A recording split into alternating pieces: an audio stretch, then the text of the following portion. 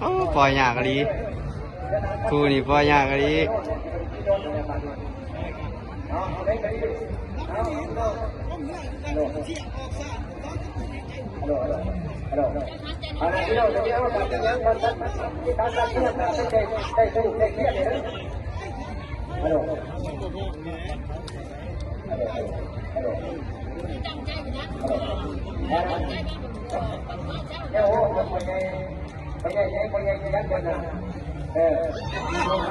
เด็ดออกมาแล้ว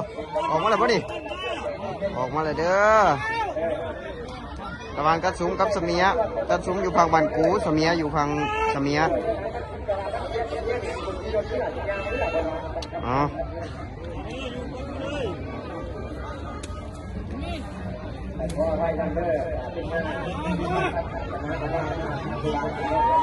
มือกล่องนี่ก็มือสั่นอยู่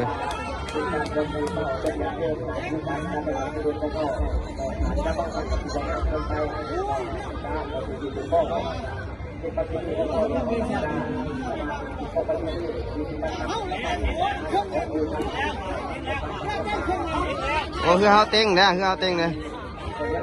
ตาสุ้มเต็งแล้วตาสุ้มเต็งแล้วตาสุ้มเต็งแล้วตาสุ้มเต็งแล้ว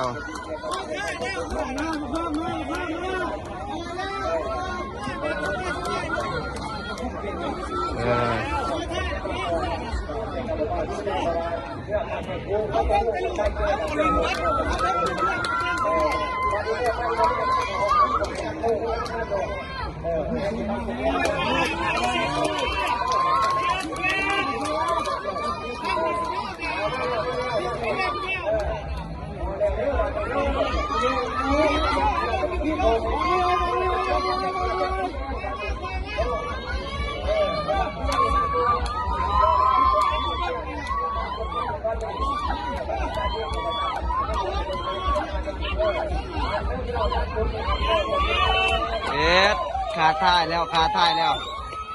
ขาท้ายแล้วขาท้ายแล้วจนว่าอยากพายแล้วเสมียว่าอยากพายแล้วเสมียว่าอยากพายแล้ว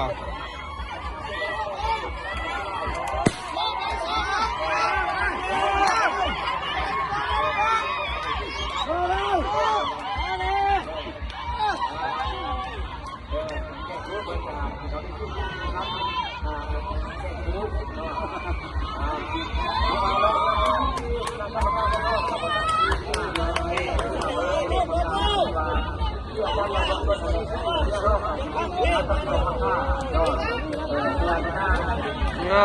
กินขาดมอมีรับได้กินตะซุ้มขาด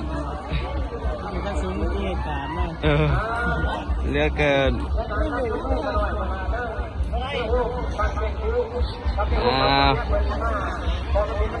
ตะซุ้มชนะไป